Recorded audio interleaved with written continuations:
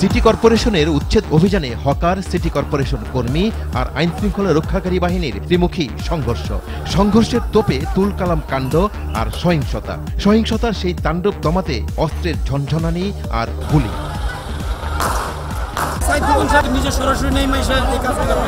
আমাদেরকে মনে করেন এক পথে বসায় দিচ্ছে, একটা মাই আমার ৩০-৩৫ হাজার টাকার মাল নষ্ট করে পালাইছে। দুষ্কৃতিকারী হঠাৎ করে নগর ভবনে এসে হামলা চালায় এবং নগর ভবনের কর্মকর্তা কর্মচারী তাদেরকে তাড়িয়ে দেয়।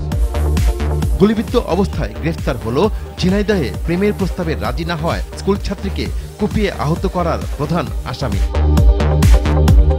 আসামি হয়ে সিলেটের এই পাষণ্ড বাবা লাল দালানের বাসিন্দা এই বাবা নিজেই 2 ছেলে সন্তানকে পানিতে ফেলে হত্যা করেছে এমন অভিযোগে তাকে পাকড়াও করে পুলিশ। জনগণের সহযোগিতায় মূল আসামি আমরা তাকে ধরে ফেলেছি।